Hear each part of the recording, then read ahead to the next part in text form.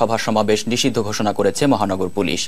দুপুরে ডিএমপি কার্যালয়ে এক সংবাদ সম্মেলনে এই সিদ্ধান্তের কথা জানানো হয়। বলা হয় 25 অক্টোবর প্রধান দুই দলের সমাবেশকে ঘিরে যে কোনো ধরনের অপ্রীতিকর পরিস্থিতি এড়াতে এই সিদ্ধান্ত নেওয়া হয়েছে। এছাড়া ঢাকা মেট্রোপলিটন এলাকায় সকল প্রকার মানববন্ধন, বিক্ষোভ সমাবেশ, গণ অবস্থান, সভা সমাবেশ ও মিছিল এবং সকল প্রকার লাঠি, বিস্ফোরক দ্রব্য ও আগ্নেয়াস্ত্র বহন করা নিষিদ্ধ করেছে ঢাকা মেট্রোপলিটন পুলিশ। নির্বাচনকালীন সময়ে সর্বদলীয় সরকার গঠনের প্রস্তাব দিয়েছেন প্রধানমন্ত্রী শেখ হাসিনা। অন্তর্বর্তীকালীন সরকারের মন্ত্রিসভার জন্য বিরোধী দলের কাছ থেকে সংসদ সদস্যদের নাম চেয়েছেন তিনি।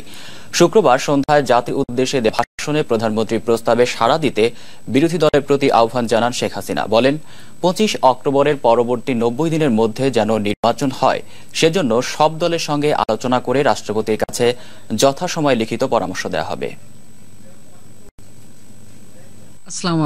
সন্ধ্যা 7:30টায় জাতির উদ্দেশ্যে ভাষণ দেন প্রধানমন্ত্রী শেখ হাসিনা।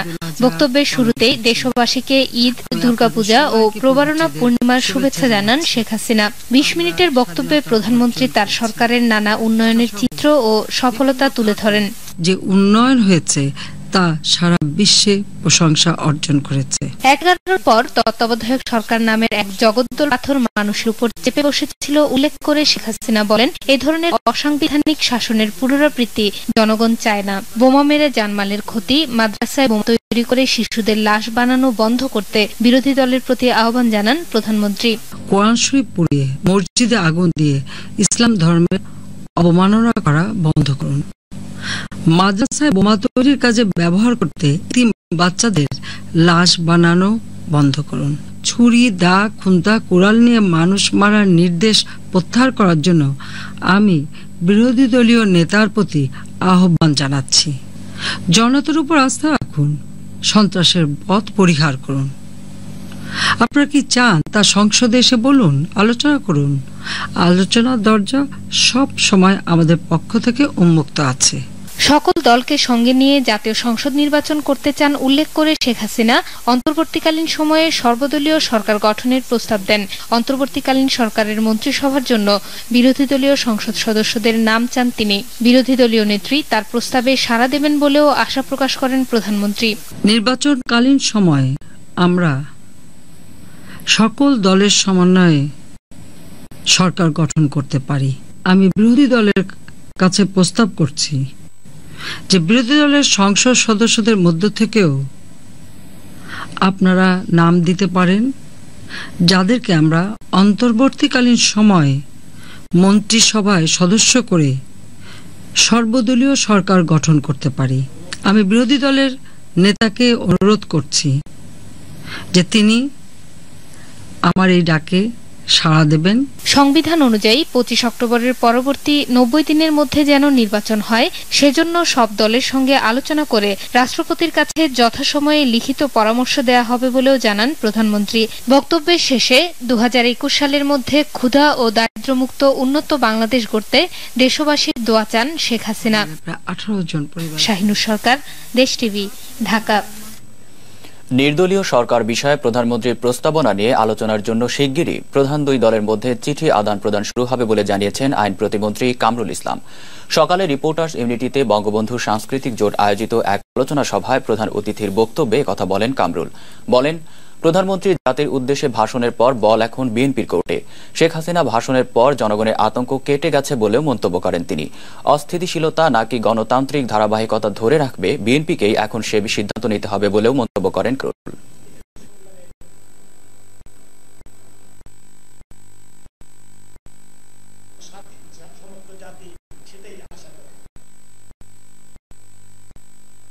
বল বিএনপির কোর্টে। সমগ্র জাতি চাঁদ তাকিয়েছে, তারা গণতন্ত্রকে ভালোবাসে না, সঠিক পথে চলবে না, আবার তারা অশান্ত পথ, সন্ত্রাসের পথ বেছে নেবে, জাতি সেদিকে তাকিয়ে আছে। সর্বদলীয় সরকারের রূপরেখা নিয়ে প্রধানমন্ত্রী তার ভাষণে স্পষ্ট কোনো ধারণা দেননি বলে আনুষ্ঠানিক প্রতিক্রিয়া জানিয়েছে জাতীয় পার্টি। দলের চেয়ারম্যানের কার্যালয়ে আয়োজিত সাংবাদিক সম্মেলনে মহাসচিব রুহুল আমিন হাওলাদার জানান, জাতির উদ্দেশ্যে দেওয়া ভাষণে স্পষ্ট করে কিছু বলেননি প্রধানমন্ত্রী।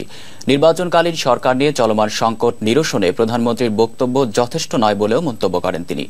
সরকার প্রধান কে হবেন, কোন দলের প্রতিনিধিত্ব কি থাকবে এবং 25 অক্টোবরের পর সংসদ চলবে কিনা সে বিষয়গুলো স্পষ্টভাবে তুলে ধরা হয়নি বলেও মন্তব্য করেন তিনি।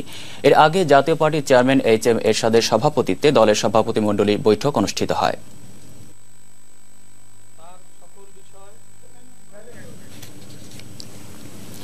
সর্বদলীয় সরকারের বিষয়ে প্রধানমন্ত্রীর বক্তব্যের পর প্রধান বিরোধী দল বিএনপি এখনো পর্যন্ত কোনো আনুষ্ঠানিক প্রতিক্রিয়া না জানালেও দলের নেতারা বিভিন্ন উপলক্ষে তাদের অবস্থান ব্যাখ্যা করেছেন। শুক্রবার রাতেই দলের ভারপ্রাপ্ত মহাসচিব মির্জা ফখরুল ইসলাম আলমগীর জানান, প্রধানমন্ত্রীর বক্তব্য পর্যালোচনা করে পরবর্তীতে প্রতিক্রিয়া জানানো হবে। তবে বিএনপির অন্য নেতারা হুঁশিয়ার করে দিয়ে বলেছেন, তত্ত্বাবধায়ক সরকারের অধীনে নির্বাচনের পথ রুদ্ধ করা হলে গণ অভ্যুত্থানের মাধ্যমে সরকারের পতন ঘটানো হবে। জাতির উদ্দেশ্যে প্রধানমন্ত্রীর ভাষণের পরপরই প্রধান বিরোধী দল বিএনপির প্রতিক্রিয়া জানতে সাংবাদিকরা গুলশানের কার্যালয়ে গেলে দলের ভারপ্রাপ্ত মহাসচিব মির্জা ফখরুল ইসলাম আলমগীর জানান, পর্যালোচনা করে পরবর্তীতে যথাসময়ে প্রতিক্রিয়া জানানো হবে। তবে প্রধানমন্ত্রীর বক্তব্যে অন্তর্বর্তী সরকার প্রধানের বিষয়ে কোনো স্পষ্ট ব্যাখ্যা না থাকার বিষয়টি তিনি সাংবাদিকদের গোচরে আনেন। তিনি নির্বাচনের তারিখ নিয়ে আলোচনার প্রস্তাব দিয়েছেন। এই প্রস্তাবে সরকার প্রধান সম্পর্কে কোনো কথা নেই। বিএনপি 18 দল অনুপুঙ্খভাবে মাননীয় প্রধানমন্ত্রীর বক্তব্য ও প্রস্তাব যাচাই বাছাই ও বিশ্লেষণ করছে। এ সম্পর্কে দল ও জোটের আনুষ্ঠানিক বক্তব্য যথাসময়ে আপনাদের মাধ্যমে দেশবাসীকে জানানো হবে। অন্যদিকে সকালে জাতীয় প্রেস ক্লাবে এক প্রতিবাদী সমাবেশে যোগ দিয়ে দলের স্থায়ী কমিটির সদস্য ব্যারিস্টার রফিকুল ইসলাম মিয়া দেশে চলমান রাজনৈতিক সংকট ও অস্থিরতার জন্য সরকারকে দায়ী করেন। হুঁশিয়ার করে দিয়ে বলেন, তত্ত্বাবধায়ক সরকারের অধীনে নির্বাচনের পথ রুদ্ধ করা হলে গণ অভ্যুত্থানের মাধ্যমে সরকারের পতন ঘটানো হবে। সুষ্ঠু নির্বাচনের পথ আর বন্ধ করে রাখবেন না, না করে তার পথকে প্রশস্ত করে দেন, অন্যথায় গণ অভ্যুত্থানের মাধ্যমে সরকারের পতন নিশ্চিত করা হবে। বক্তব্য কিংবা উপদেশ না দিয়ে পদত্যাগ করলেই সকল সংকটের অবসান হবে বলে জানান বিরোধী দলীয় চিফ হুইপ জয়নুল আবেদিন ফারুক। আপনার বক্তৃতারও দরকার নাই, আপনার এইসব অ্যাডভাইজারও দরকার নাই, আপনি বিদায় নেন, দেশ শান্তি হবে। 25 তারিখের সমাবেশ বানচাল করতে আওয়ামী লীগ কৌশল অবলম্বন করেছে উল্লেখ করে এ সময় তিনি জানান, নেতাকর্মীদের হয়রানি করে তত্ত্বাবধায়ক সরকারের অধীনে নির্বাচন ঠেকানো যাবে না। 25 তারিখের সমাবেশ বানচাল করতে আওয়ামী লীগ কৌশল অবলম্বন করেছে উল্লেখ করে এ সময় তিনি জানান, নেতাকর্মীদের হয়রানি করে তত্ত্বাবধায়ক সরকারের অধীনে নির্বাচন ঠেকানো যাবে না। গ্রেপ্তার আর হয়রানি করে তত্ত্বাবধায়ক নির্দলীয় সরকারের অধীনে নির্বাচন আপনি ঠেকাতে পারবেন। আরিফুল ইসলাম, দেশ টিভি, ঢাকা। এদিকে প্রধানমন্ত্রী দেওয়া ভাষণে নির্বাচনকালীন সরকার নিয়ে চলমান সংকট ও অচলাবস্থা কাটবে না বলে মনে করছে সিপিবি ও বাসদ নেতারা। শুক্রবার প্রধানমন্ত্রীর ভাষণের পরপরই এক প্রতিক্রিয়ায় দল দুটির নেতারা বলেন, সর্বদলীয় সরকার গঠনের বিষয়ে প্রধানমন্ত্রীর আহ্বান সুস্পষ্ট নয়। আর প্রধানমন্ত্রীর বক্তব্যে সংকট সমাধানের কোনো ইঙ্গিত নেই উল্লেখ করে বিশিষ্টজনেরা মনে করছেন, এ ভাষণ থেকে মানুষের অনেক প্রত্যাশা থাকলেও বাস্তবে তা পূরণ হয়নি। আমি আপনাদের সবাইকে পবিত্র। প্রধানমন্ত্রী তার ভাষণে নির্বাচনকালীন সরকারের যে প্রস্তাব দিয়েছেন তাতে চলমান সংকট ও অচলাবস্থা কাটবে না বলে মনে করছেন সিপিবি ও বাসদ নেতারা।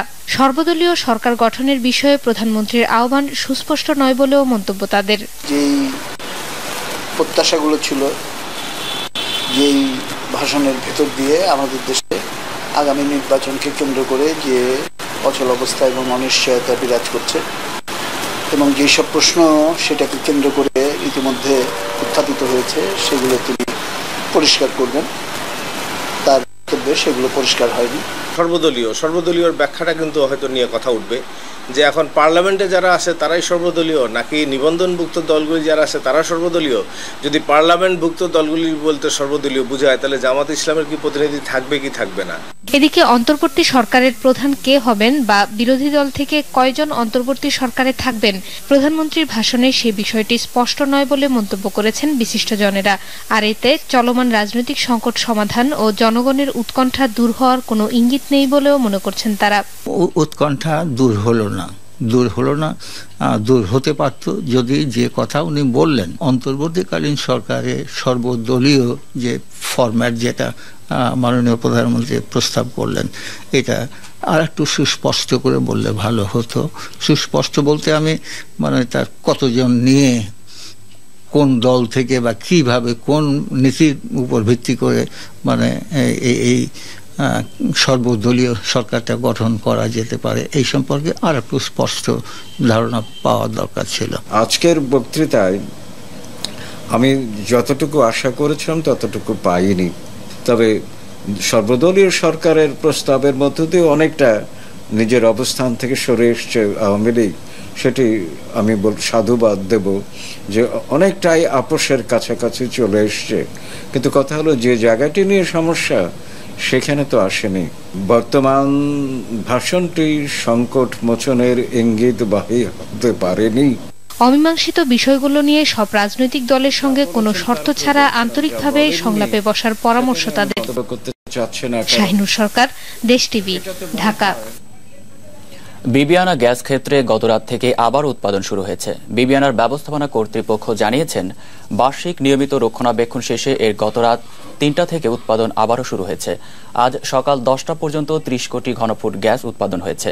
ক্ষেত্রটির সর্বোচ্চ উৎপাদন ক্ষমতা প্রায় 85 কোটি ঘনফুট। পর্যায়ক্রমে উৎপাদন বাড়ছে আর গ্যাসের সম্পূর্ণ উৎপাদনে যেতে আজ সন্ধ্যা নাগাদ সময় লাগতে পারে বলে জানান তিনি। এদিকে বিবিআনায় উৎপাদন বন্ধ থাকায় কয়েকদিন রাজধানীর বিভিন্ন এলাকায় গ্যাসের সংকট দেখা দেয়। এতে করে ঈদের সময় রান্নাবান্না করতে বিপাকে পড়ে। আবারও আমন্ত্রণ দেশ সংবাদে। পাচারের জন্য চামড়া মজুত রেখে বাজারে কৃত্রিম সংকট তৈরি করেছে একটি চক্র। এমন অভিযোগ বগুড়া ও মৌলভীবাজারে চামড়া ব্যবসায়ীদের। যে পরিমাণ চামড়া কেনা হয়েছে সে পরিমাণ চামড়া পাইকারি বাজারে বিক্রি হয়নি বলে দাবি তাদের। মাঠ পর্যায় থেকে নির্ধারিত দামের চেয়ে বেশি দামে কেনা এসব চামড়া ভারতে পাচার করা হয়েছে বলেও মনে করছেন তারা। এদিকে চামড়া পাচারের বিষয়টি অস্বীকার করছে প্রশাসন। প্রতিনিধিদের তথ্য ও ছবি নিয়ে দেখুন ডেস্ক রিপোর্ট। চামড়া ব্যবসায়ীরা বছরে যে পরিমাণ চামড়া সংগ্রহ করেন তার বড় অংশ সংগ্রহ করে থাকেন কোরবানির ঈদের সময়। তাই এই সময়টারই অপেক্ষায় থাকেন চামড়া ব্যবসায়ীরা। কিন্তু এবছর স্বস্তিতে নেই মৌলভীবাজারের চামড়া ব্যবসায়ীরা। বাজারে চামড়ার কৃত্রিম সংকট সৃষ্টি ও অবৈধভাবে চামড়া পাচারের অভিযোগ তাদের। খুচরা বাজার থেকে যে পরিমাণ চামড়া কেনা হয়েছে সে পরিমাণ চামড়া পাওয়া যায়নি পাইকারি বাজারে। যে পরিমাণ চামড়া হইতো আর বছর এবারকে এই চামড়া হয়েছে না, আমরা তো আর ফর্তা বুঝতে না। আমাদেরকে যে রেট দিচ্ছে রেটে কিনতে পারলাম না। সব চামড়াগুলা খালি টাক বড়ি বড়ি গেল, জানি না কোথায় গেল এই চামড়াগুলা। প্রশাসন নীরব। এছাড়াও খুচরা বাজারে নির্ধারিত দামের চেয়ে বেশি দামে চামড়া কেনায় বাড়তি মূল্য দিতে হচ্ছে পাইকারি ব্যবসায়ীদের। অতিরিক্ত গরমের কারণে চামড়া সংরক্ষণের খরচ বেড়ে যাওয়ায় লোকসানের আশঙ্কা করছেন ব্যবসায়ীরা। চামড়ার খরচ বাড়িয়ে গেছে, এই গরম থাকার কারণে চামড়া জিলানি যায় না, বুঝতে বুঝতে লবণ দিতে হয়। আর এই লবণ দেওয়ার কারণে দ্বিগুণের চাইতে বেশি খরচ বাড়ি যায়। বিভিন্ন ডিস্ট্রিক্টের মানুষ আমরা লিয়ে যায় কি লাইসেন্স থাকতে পারে, লাইসেন্স বিহীন মানুষ থাকতে পারে, বিভিন্ন জায়গায় ফাঁসার হইতে পারে। আমরা জানতাম না, আমরা নিশ্চয়ই জানাম একবারে। তবে চামড়া পাচারের বিষয়টি অস্বীকার করেছেন জেলা প্রশাসক, জানিয়েছেন কড়া নজরদারির কথা। এদিকে একই অভিযোগ বগুড়ার চামড়া ব্যবসায়ীদের। পাচারের আশঙ্কা তাদেরও। দাম কম গেলে তো মনে করেন মাল আপনি কেউ তোলাস করে বেচতে পারবেন, তখন বাইরে চলে যাবে, ভারতে চলে যাবে। আমাদের দাম একটু না বাড়ে তাহলে হয়তো আমাদের বেশ অসুবিধাই হবে, লসের সম্মুখীন হতে হবে। দেশের বৃহৎ শিল্পকে টিকিয়ে রাখতে চামড়া পাচার বন্ধে সরকারের কঠোর পদক্ষেপ নেওয়ার দাবি ব্যবসায়ীদের। হাসান শাব্বির, নিউজ ডেস্ক, দেশ টিভি। আন্তর্জাতিক সংবাদ। মালদ্বীপে পুলিশের বাধায় বাতিল হয়ে গেছে প্রেসিডেন্ট নির্বাচনের দ্বিতীয় দফার ভোট গ্রহণ। আজ শনিবার ভোট গ্রহণের কথা ছিল। দুই প্রেসিডেন্ট প্রার্থী নির্বাচনী রেজিস্টারে স্বাক্ষর করতে অস্বীকৃতি জানালে পুলিশ নির্বাচন কমিশনে গিয়ে নির্বাচনী সামগ্রী বিতরণে বাধা দেয়। ভোট গ্রহণের তারিখ পরবর্তীতে ঘোষণা করা হবে বলেও জানিয়েছে দেশটির নির্বাচন কমিশন। পুলিশের মুখপাত্র আব্দুল্লাহ নেওয়াজ জানিয়েছেন, সুপ্রিম কোর্টের নির্দেশে ভোটার তালিকায় সকল প্রার্থীর অনুমোদনের কথা থাকলেও শুধুমাত্র সাবেক প্রেসিডেন্ট মোহাম্মদ নাশিদের অনুমোদন রয়েছে। সুপ্রিম কোর্টের আদেশের লঙ্ঘন বলেই এই ভোট গ্রহণ স্থগিত করা হয়েছে বলে জানান তিনি। সিরিয়ার রাজধানী দামেস্কের বেশ কিছু এলাকায় দ্রুত ত্রাণ সামগ্রী পাঠানোর জন্য আসাদ সরকারের প্রতি আহ্বান জানিয়েছে যুক্তরাষ্ট্র। ওয়াশিংটন জানিয়েছে, সিরিয়ার সেনাবাহিনী কয়েক মাস ধরে দামেস্কের বেশ কিছু এলাকা অবরুদ্ধ করে রাখায় সেখানে খাবার ও পানির সংকট দেখা দিয়েছে। প্রেসিডেন্ট বাশার আল আসাদের প্রাসাদের কয়েক কিলোমিটার দূরেই শিশুরা অপুষ্টিজনিত কারণে মৃত্যুর মুখোমুখি বলেও মন্তব্য করেছেন ওয়াশিংটনের একজন মুখপাত্র। তিনি দ্রুত এসব এলাকায় ত্রাণ সহায়তা পাঠাতে আসাদ সরকারকে আহ্বান জানান। এবার টেলিটক 3G খেলার সংবাদ।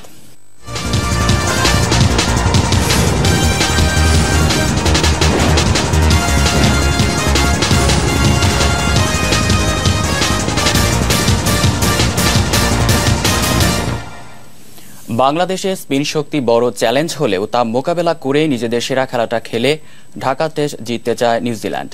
মিরপুরে 2 ম্যাচ সিরিজের দ্বিতীয় ও শেষ টেস্টের জন্য দ্বিতীয় দিনের মতো অনুশীলন শেষে সাংবাদিকদের একথা বলেন এই kiwi opener Peter Fulton. Mirpur academy মাঠে দুদিনই এমন সিরিয়াস অনুশীলন করতে দেখা গেল ম্যাককালাম বাহিনীকে। চট্টগ্রাম টেস্টে নিজেদের ছক অনুযায়ী খেলতে না পারায় বেশ অতৃপ্ত কিউইরা। ঢাকায় তারা চায় নিজেদের খেলাটা খেলতে। সকালে হালকা ফিটনেস সেশন শেষে ব্যাট বলে ধার বাড়াতে ইনডোরে অনুশীলন করে নিউজিল্যান্ড। বাংলাদেশ দলের মূল শক্তি স্পিনার, তাই এই ম্যাচ জিততে হলে স্বাগতিক স্পিনারদের সামলাতে হবে তা বেশ ভালোভাবে জানেন সফরকারীরা।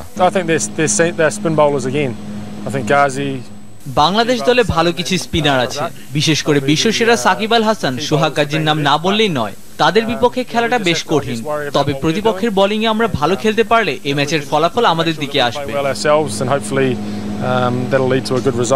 বাংলাদেশ দল সম্পর্কে বেশ সমীহ কিউইদের। এছাড়া চট্টগ্রামে উইকেটের সঙ্গে ঢাকার উইকেটে বেশ পার্থক্য, তবুও নিজেদের পরিকল্পনা অনুযায়ী খেলে শেষ ম্যাচ জিতে সিরিজ নিজেদের করে নেওয়ার ইঙ্গিত দিলেন এই কিউই ব্যাটসম্যান। নিজ মাঠে বাংলাদেশ অনেক ভালো একটি দল, বিশেষ করে প্রথম টেস্টে ওদের খেলা দেখে মনে হয়েছে ওরা আগের চেয়ে পরিপূর্ণ একটি দলে পরিণত হয়েছে। তবে আমাদের পরিকল্পনা অনুযায়ী খেলতে পারলে সিরিজের ট্রফি নিজেদের করে নেওয়া সম্ভব। মোহাম্মদ হাসিব, দেশ টিভি, ঢাকা। মোহালিতে 7 ম্যাচ সিরিজের তৃতীয় ওয়ানডেতে অস্ট্রেলিয়ার বিপক্ষে টস হেরে ব্যাট করছে ভারত। এ পর্যন্ত 3 ওভার শেষে স্বাগতিকদের সংগ্রহ 1 উইকেটে 19 রান। টস জিতে মহেন্দ্র সিং ধোনিকে ব্যাট করতে আমন্ত্রণ জানান অস্ট্রেলিয়া অধিনায়ক জর্জ বেইলি। রোহিত শর্মাকে সঙ্গে নিয়ে টিম ইন্ডিয়ার ওপেনিং করতে নামেন শেখর ধাওয়ান। দলীয় 14 রানে প্রথম উইকেট হারায় স্বাগতিকরা। ম্যাকের বলে স্লিপে ক্যাচ দিয়ে সাজঘরে ফেরেন ধাওয়ান। 7 ম্যাচ সিরিজের প্রথম 2 ম্যাচে একটি করে জয় পেয়েছে 2 দল। চোট সেরে প্রায় 1 মাস পর আজ মাঠে ফিরতে পারেন লিওনেল মেসি। ওসাসুনার বিপক্ষে রাত 12টায় বার্সেলোনার ম্যাচে খেলতে পারেন তিনি। লা লিগায় চলতি মৌসুমে 9 ম্যাচে 11 গোল করেছেন মেসি। এদিকে আজ রাতে জমজমাট ম্যাচ রয়েছে ইংলিশ ও জার্মান লিগেও। লা লিগা জয়ের ধারায় রয়েছে চ্যাম্পিয়ন বার্সেলোনা। টানা 9 ম্যাচ জিতে শীর্ষে আছে মেসির দল। আজ ওসাসুনার বিপক্ষে তাদের 10ম ম্যাচ। অন্যদিকে বার্সার সমান পয়েন্ট নিয়ে লিগ টেবিলের দ্বিতীয় অবস্থানে থাকা অ্যাটলেটিকো মাদ্রিদ খেলবে এসপানিওলের বিসঙ্গে। আরেক স্প্যানিশ জায়ান্ট রিয়াল মাদ্রিদ মুখোমুখি হবে মালাগার। এদিকে ইংলিশ প্রিমিয়ার লিগে মাঠে নামবে লিভারপুল, আর্সেনাল, ম্যানচেস্টার ইউনাইটেড ও ম্যানচেস্টার সিটি। অন্যদিকে বুন্দেস লিগায় বায়ার্ন মিউনিখ মুখোমুখি হবে মেইনজের এবং ডর্টমুন্ড খেলবে হ্যানোভারের বিপক্ষে। দর্শক, শেষ করব লালন